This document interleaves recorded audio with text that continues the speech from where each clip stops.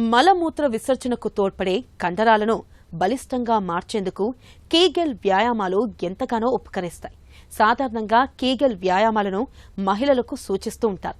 అయితే మగవారికి కీగెల్ వ్యాయామాలు ఎంతగానో మేలు చేస్తాయి. ముఖ్యంగా శృంగార సామర్థ్యాన్ని పెంచడంతో కీగెల్ వ్యాయామాలకు సాటి మరేవీ లేవని చెబుతారు డాక్టర్లు.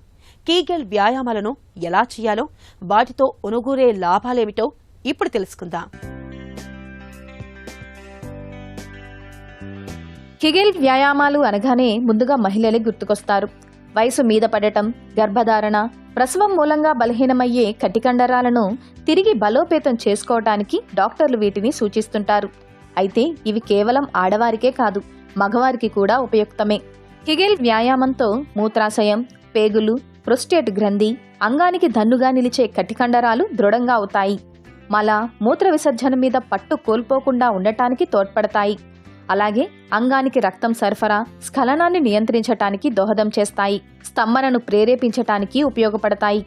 అలాగే ప్రోస్టేట్ గ్రంథి ఉబ్బుతో తలెత్తే నొప్పిని తగ్గించడానికి, శీఘ్రస్ఖలనం కాకుండా ఉండేందుకు, భావప్రాప్తి మెరుగుపరచడానికి కెగెల్ వ్యాయామం తోడ్పడుతుంది. అయితే కెగెల్ వ్యాయామాలను చెయ్యటానికి ముందు సరైన కండరాలను గుర్తించటం చాలా ముఖ్యం. మూత్రం పోస్తున్నప్పుడు లేదా మలద్వారం నుంచి గ్యాస్ వస్తున్నప్పుడు ఓసారి వాటిని ఆపటానికి ప్రయత్నించి చూడండి.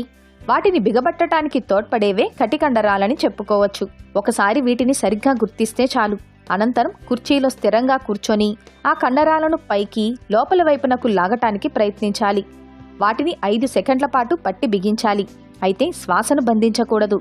తర్వాత 5 సెకండ్ల పాటు కండరాలను వదులుగా చేయాలి. కండరాలపై పట్టు సాధించిన తర్వాత సమయాన్ని 10 సెకండ్ల వరకు పొడిగించుకోవచ్చు. దీంతో ఒక కెగెల్ వ్యాయామం పూర్తవుతుంది. ఇలా 10 సార్లు చెయ్యాలి. ఇలా ఉదయం, సాయంత్రం 10 సార్ల చొప్పున చెయ్యాలి. ఈ వ్యాయామం చేస్తున్నప్పుడు నొప్పి ఉండకూడదు. ఒకవేళ నొప్పి పుడుతున్నట్లయితే సరిగా చేయటం లేదనే అర్థం. ఇలాంటప్పుడు డాక్టర్ను సంప్రదించి దీన్ని ఎలా చేయాలో నేర్చుకుంటే మంచిది.